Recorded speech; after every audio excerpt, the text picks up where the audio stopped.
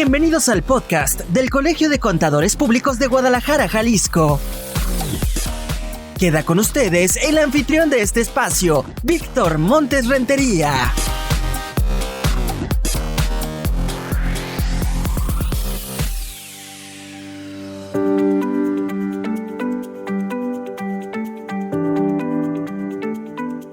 En este episodio, en donde hoy vamos a platicar con un especialista, como es costumbre ya en este colegio, hablaremos de un tema que tiene relevancia para las empresas, particularmente las que manejan mayores capitales, diría yo, pero seguramente más adelante veremos algunos ejemplos que pueden beneficiar a una o varias, y además chicas, medianas y grandes, para no ser tan crudos en la segmentación y en la separación de este beneficio. Hablamos del tema capitalización de pasivos, y para ello le doy la bienvenida en esta mesa de trabajo al contador público certificado José Luis de Dios Melgoza. ¿Cómo estás, José Luis? Muy bien, gracias a Dios, Víctor. ¿Tú? Bien, muchas gracias. El contador público José Luis de Dios Melgoza es además maestro en administración de negocios con finanzas, cuenta con la certificación general en contaduría pública por el Instituto Mexicano de Contadores Públicos y además el diplomado en tributación internacional por parte de este Colegio de Contadores Públicos de Guadalajara, Jalisco, razón por la cual le recomendamos además que se siga capacitando en este colegio. Pues bueno, vamos a entrar en materia, contador. Primero que nada, gracias por acompañarnos. Capitalización de pasivos. ¿Qué te parece si nos ayudas a hacer una introducción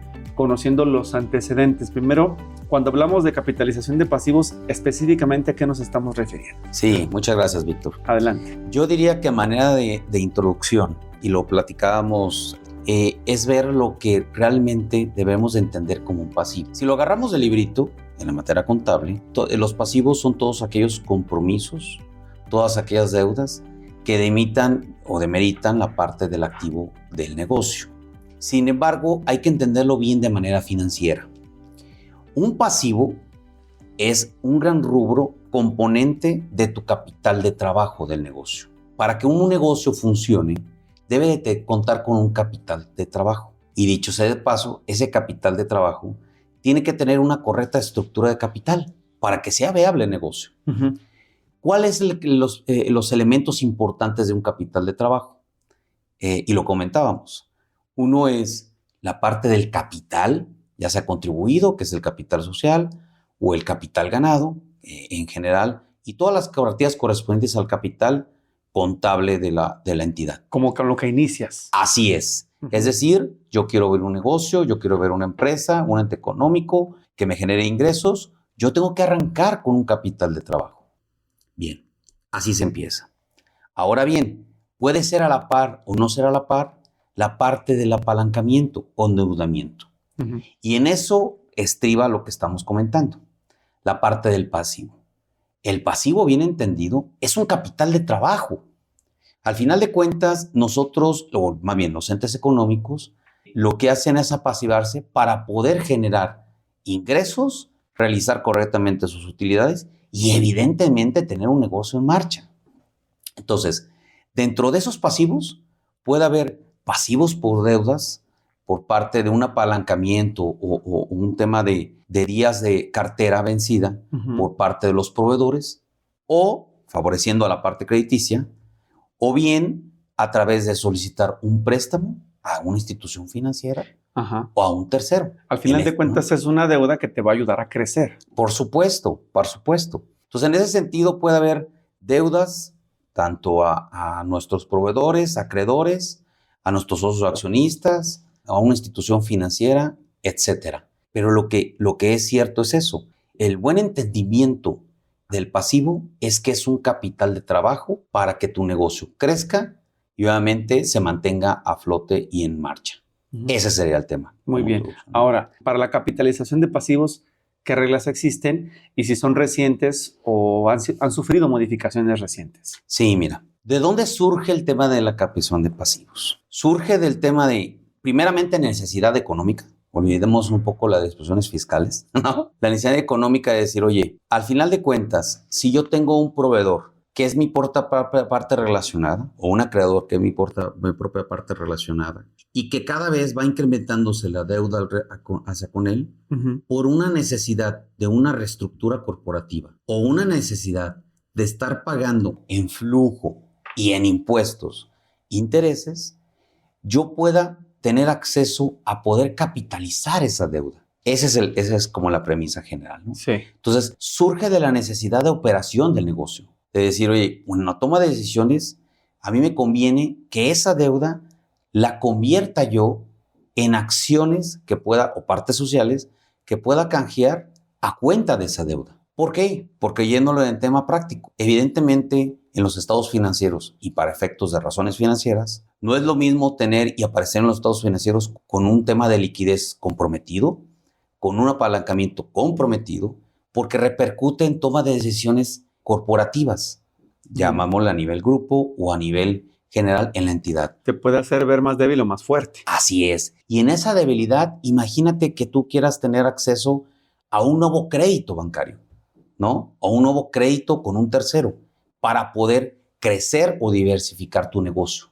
Pues entonces te ves débil, así como señalas, y comprometido con esos indicadores. Ese sería el poder apoyar en esa toma de decisiones para poder capitalizar esa deuda.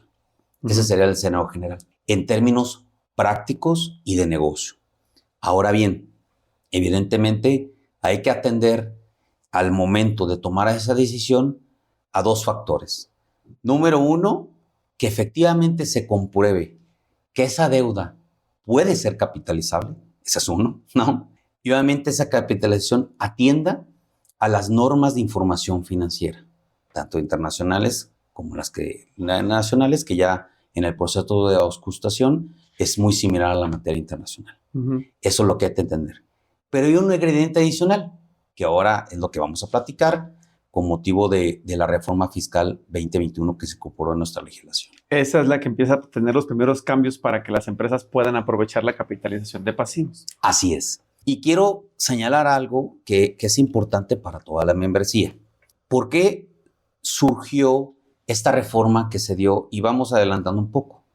Se dio en el Código Fiscal de Federación durante la reforma fiscal 2021. De manera específica en el cuarto párrafo del artículo 30. Se dio una regulación en el cual la autoridad, bueno, a través de evidentemente el proceso legislativo, señala el poder tener una certeza de que esa capitalización tenga sustancia económica. Y ahondar en el tema de sustancia económica podría llevarnos 3, 4, 5 podcasts o todo un curso para la membresía, ¿no? Pero acá lo importante es, ¿qué es lo que orilló a la autoridad a empujar a través del Ejecutivo, luego el proceso legislativo, a incorporar esas nuevas reglas para el tema de capitalización? Unas malas prácticas. Se detectaron irregularidades. Claro. Ese es por un lado. Por otro lado, la carencia de sustancia económica. De decir, oye, pues al final de cuentas, yo lo que quiero incrementar es precisamente mi capital para otro tipo de indicadores. ¿Como cuál? Como el tema de la CUCA, de la cuenta de capital de aportación. Y podemos abordar en muchas otras cosas más. Claro. Malas prácticas, elusivas y evasivas. Un primer ejemplo de esas prácticas elusivas, ¿cuál sería? Que nos pudieras recordar. Por ejemplo, en el tema ahora hablando del 69, en la parte de operaciones inexistentes, lo que muchos contribuyentes acudían a unas malas prácticas era tratar de que una deuda que tenían con ese tipo de operaciones, con ese tipo de proveedores, en el que ellos eran unos CEDOS y otros CEFOS, capitalizaban la parte de su deuda sin mayor formalidad más que un acta correspondiente que vamos a andar más adelante al respecto, y entonces generaban el canje de las acciones, ¿no? Y lo convertían en capital. Ese tema fue detectado por parte de la autoridad. Otra parte era, obviamente, la parte de los intereses que fueran y salieron fuera de mercado, igual capitalizaban la deuda y esos intereses eran absorbidos no por ese tipo de contribuyentes que señalé, sino por los socios o accionistas que inclusive muchos aportaban al negocio y obviamente se beneficiaban conjuntamente con su parte de su régimen como tal, que es de reparto de utilidades y dividendos del negocio, podían hacerse llegar de recursos mediante un financiamiento. De ese tipo de malas prácticas fue lo que se detectó por parte de la autoridad y entre otros. Lo más importante era que no contaba, y señala la exposición de motivos, y me gustaría como tal citarla, ¿no? Y señala como tal la exposición de motivos de esa reforma. Dice, Por otro lado, en el ejercicio de las facultades de comprobación, efectos de verificar la procedencia de la aplicación de pérdidas fiscales, se llama la parte de pérdidas fiscales por ese motivo y por otras cosas, ¿no? Entiendo. Se requiere analizar la información y documentación soporte para acreditar la sustancia económica de los referidos actos, entre los que se encuentran todos aquellos documentos e información relativos al saldo origen y movimientos en la cuenta de utilidad fiscal neta, en este caso la COFIN, de la cuenta de capital de aportación, la CUCA, o de cualquier otra cuenta fiscal o contable involucrada, ya que dichas cuentas se componen de actos, operaciones que ocurren en ejercicios fiscales previos a su utilización. Y otro tema muy importante que señala en la disposición de motivos es la siguiente, que se ha detectado resistencia de los contribuyentes a proporcionar información y documentación, soporte para acreditar la sustancia económica de las actas del aumento o disminución de capital correspondiente, entre otros. Eso fue lo que orilló a poner una serie de restricciones, o más bien, a poner como tal una regulación que permita a las autoridades fiscales tener mayor certeza que lo que se está capitalizando, uno, sea existente, pueda capitalizarse, tenga razón en el negocio y tenga sustancia económica. Pero aparte se pide que lo haga un contador público certificado, ¿no? Así es. Tiene que tener como el formato de un dictamen. Así es. De hecho, más adelante vamos a ver, antes de listar las generalidades, que aquella persona, aquel profesionista encargado para poder avalar, ratificar y verificar el correcto cumplimiento de las disposiciones fiscales, ¿sí?, se hace a través de una cláusula habilitante, esa es una, y a través de una regla, que es el contador público inscrito, ¿no? En esta primera parte, realmente ha sido solamente la introducción. La parte más profunda del tema nos va a llevar mucho más tiempo. De todas maneras, no cree usted que nos vamos a llevar aquí 3 horas en la discusión, porque aparte el tiempo de nuestro experto es muy valioso, pero queremos hacer un pequeño preámbulo para que después de esta primera parte del podcast, en la segunda, hablemos ya de las generalidades de la capitalización de los pasivos. Sepa usted que próximamente en este Colegio de Contadores Públicos habrá una capacitación que lo va a llevar a profundizar en este tema, que implica revisar una importante cantidad de normatividades que se deben de cumplir para poder aprovechar ese beneficio, cumpliendo siempre con los requisitos de ley. Vamos a hacer una pausa, si te parece. Me parece excelente. Regresamos después de este corte. Gracias.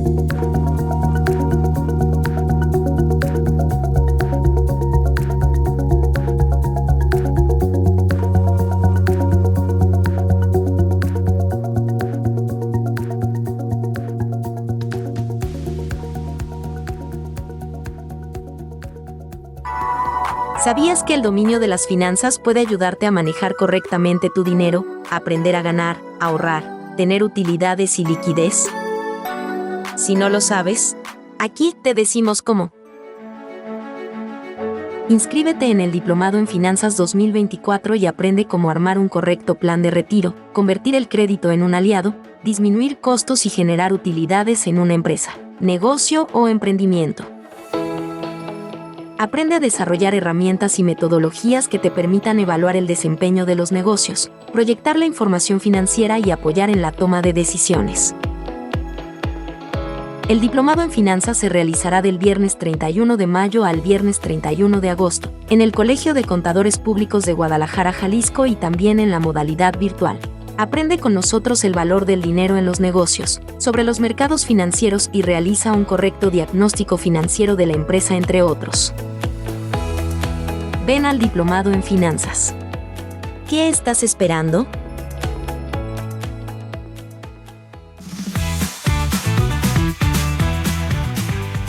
El Hot Sale llegó al Colegio de Contadores Públicos de Guadalajara, Jalisco. Aprovecha el descuento de 20% en pagos en efectivo al inscribirte en cualquiera de nuestros diplomados, o si lo prefieres, obtén el 10% de descuento al pagar con tu tarjeta de crédito y aprovecha a pagar a 3 meses sin intereses. No dejes pasar la venta más candente del año, y si eres asociado, recuerda que en este 65 aniversario de nuestro colegio, puedes contratar un bono de capacitación para obtener 65 horas para aprender en nuestros cursos en la modalidad virtual. Las ofertas del Hot Sale terminan el lunes 27 de mayo. No te pierdas esta oportunidad y comunícate al Colegio de Contadores por el chat 3318 4628 24 o en nuestra línea de oficina 3336 29 74 45. Aplica restricciones. El Colegio de Contadores Públicos de Guadalajara, Jalisco te invita al Foro Fiscal Regional 2024, Oportunidades y Desafíos Tributarios. Conoce los detalles del Plan Maestro del SAT y el enfoque de las autoridades a este proyecto de recaudación fiscal. Asiste al panel, actualización, tendencias y desafíos en la materia de precios de transferencia. Aprende estrategias de defensa en actos de fiscalización, CFDI y restricción de sellos, entre otros temas de tu interés. El Foro Fiscal Regional 2024 se realizará el viernes 28 y sábado 29 de junio en el Colegio de Contadores Públicos de Guadalajara, Jalisco, ubicado en la calle Oscar Wilde 5561, de la colonia Jardines Vallarta, en Zapopan, Jalisco. Reserva tu lugar en la página web del colegio o en el teléfono 33 36 29 74 45. Aprovecha la modalidad virtual para participar de manera remota y si eres estudiante pregunta por nuestro descuento especial para ti.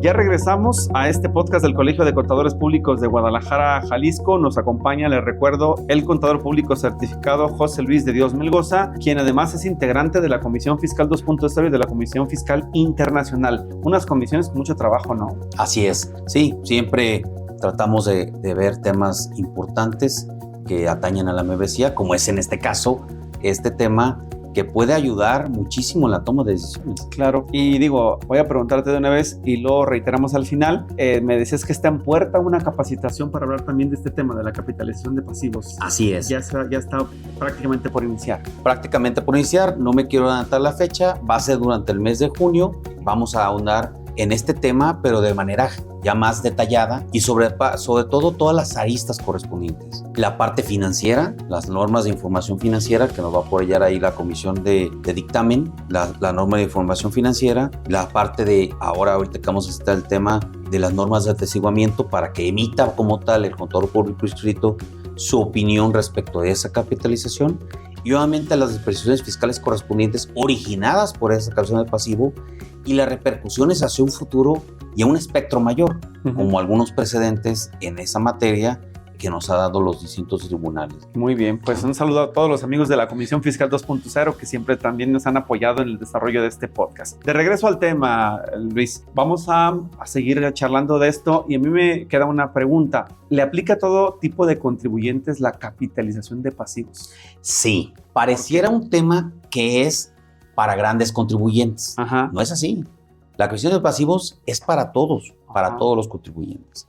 Chicos, medianos, grandes, ¿no? Muy bien. Al final de cuentas, lo que se trata es cumplir primeramente la sustancia económica, que dicho sea de paso, por eso fue la regulación en el código, Sí. ¿no? La razón de negocio, pero precisamente, mira, vamos viendo para que vean el alcance que tiene esta figura, que la capitalización de pasivos otorga la posibilidad a las empresas de transformar sus deudas en capital social. Esto coadyuva a contar con una serie de beneficios financieros, corporativos, fiscales, y podemos nombrar unos muy puntuales. Adelante. Una mejor rentabilidad, mayor y mejor posición para obtener un nuevo financiamiento, mejor administración de su capital de trabajo, que ya vimos que forma parte de su capital de trabajo las deudas. Claro. Reducción de costos financieros y fiscales inherentes a los intereses. Vemos la parte de Think Capitation e interés neto deducible, entre otros. La inclusión de nuevos socios accionistas, una adición corporativa. Reestructura corporativa y cambios en la composición accionaria.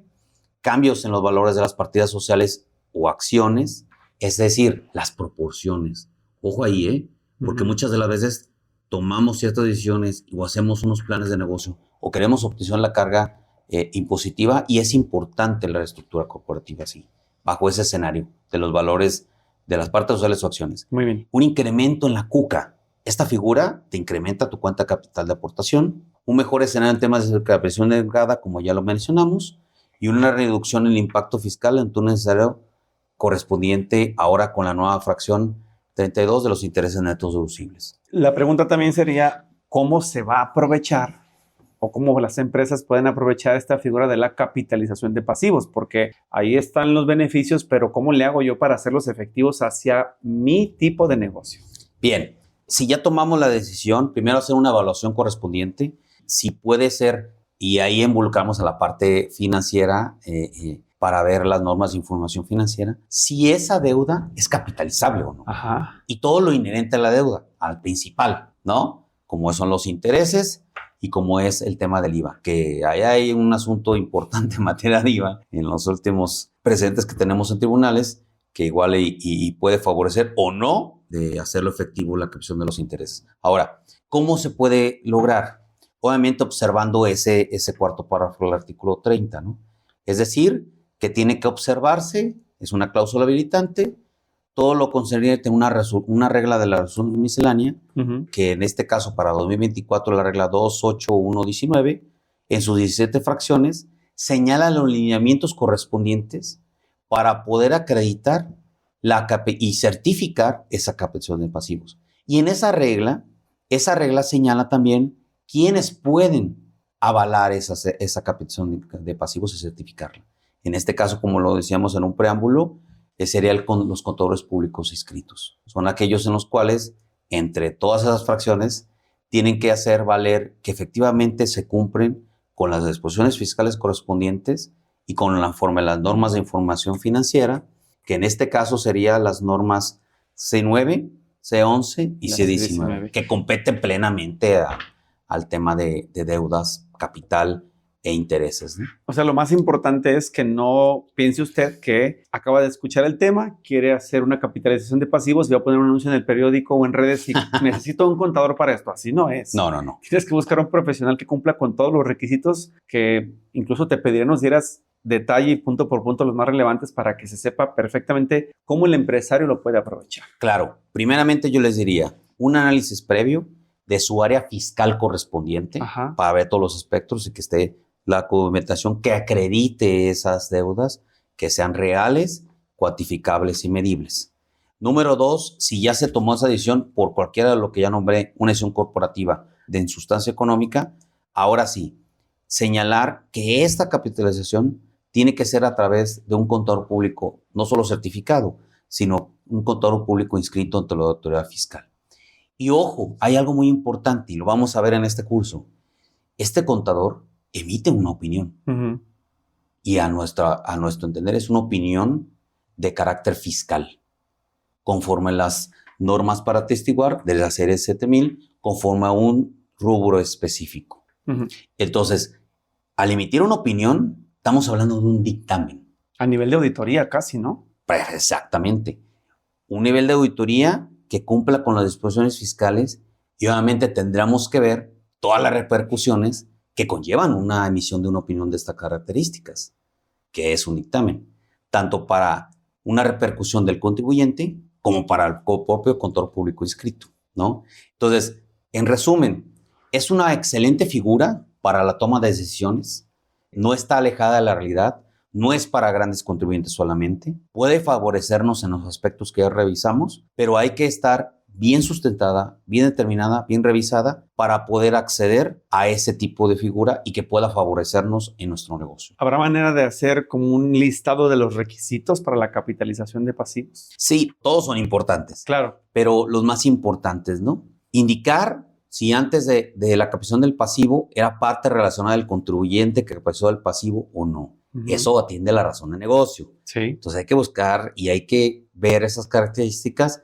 y lo que vamos a señalar, porque esa documentación comprobatoria, esa certificación, tiene que estar a disposición de las autoridades fiscales en un plazo que marca el código, que son 5 años. Digo, hay efectos fiscales en el tiempo que pueden incrementar esa tenencia de documentos, pero eso es esencial. Por ejemplo, otro, ¿no?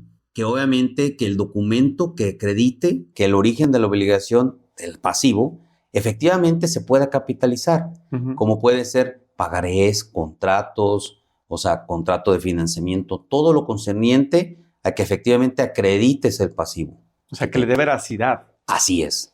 Como ya lo mencionamos, que cumple con las normas de información financiera, la norma C9, norma C11, norma C19. C19, para efectivamente dar certeza a esa deuda, ¿no? Los estados de cuenta, los títulos de crédito, ¿sí? Los instrumentos financieros derivados de esa deuda, entre otros. Y hay un tema esencial. Muchas de las veces contratamos financiamiento, o ya sea parte relacionada a residentes del extranjero nacionales o a través de instituciones financieras nacionales e internacionales, lo hacemos en un tipo de moneda extranjera distinta al peso mexicano.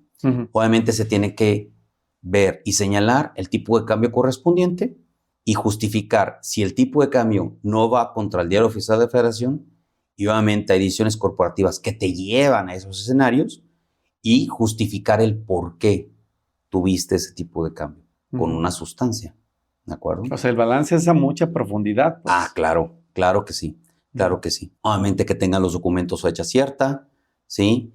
Y el dictamen, lo llamo así porque es una opinión, ¿no? El dictamen tiene que tener, contador público inscrito, su nombre, su cédula profesional, su número de registro y su firma de dicho contador, con puño y letra. Prácticamente sería, digamos, de lo más relevante. Es decir, aunque son 17 fracciones. Realmente hay los imperdibles que no se nos tienen que pasar de ninguna manera. Por supuesto, todos son importantes, pero aquí estamos cumpliendo ya prácticamente con la disposición formal y oficial, ¿no? Así es. Ya más a detalle lo vamos a ver cuando al curso que vamos a impartir ahora durante el mes de junio, ¿no?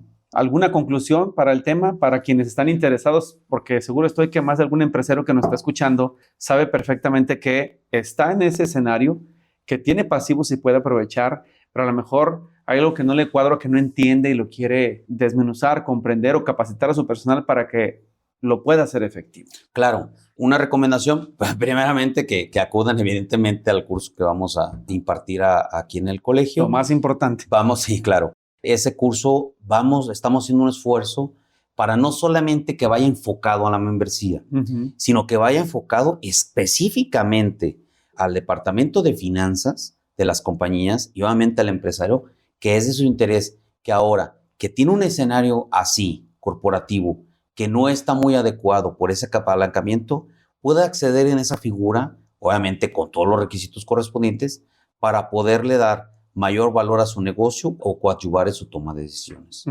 Si lo pudieras ejemplificar en algún caso práctico, cuando ya se cristaliza y se materializa la capitalización de los pasivos, ¿cómo se nota en la empresa? ¿Cómo yo veo beneficio reflejado en mi negocio? Muy práctico. El apalancamiento. Evidentemente, siempre va a ser importante ante terceros tener un capital más fortalecido que en cuanto a capital de trabajo, un capital contable más fortalecido que un capital de trabajo originado por una deuda. Siempre, financieramente hablando ante terceros, para acceder a nuevos créditos, para un tema de la estructura corporativa, para un tema inclusive de a la venta de un negocio en la propia compañía, entre otros, ¿no?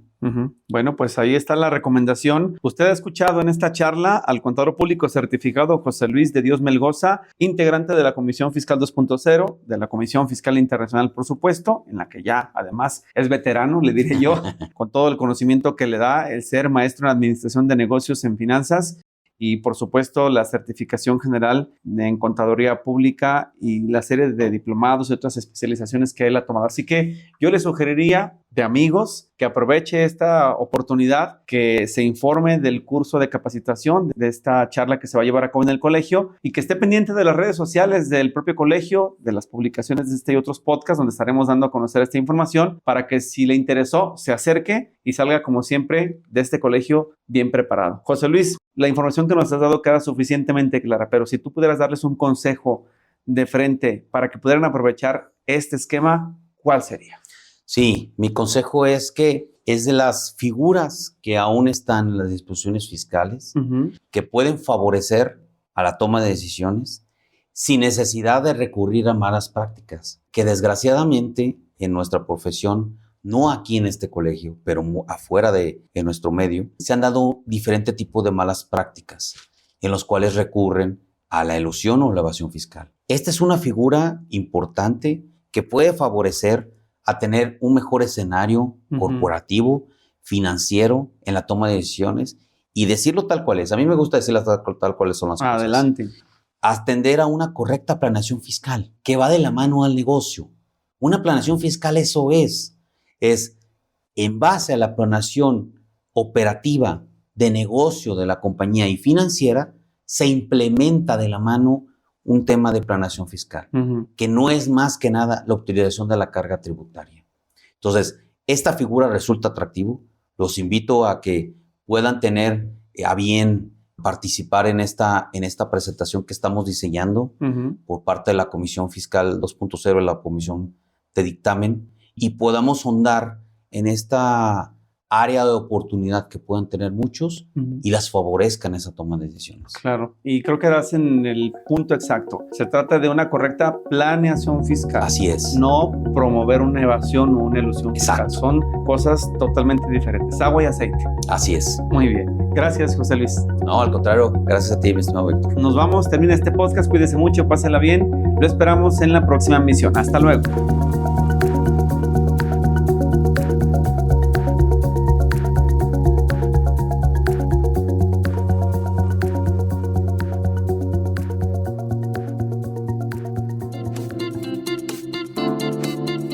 Esto fue todo por hoy. Recuerda que este espacio es para darle voz a los contadores, para escucharte y orientar a nuestra comunidad. ¡Hasta pronto!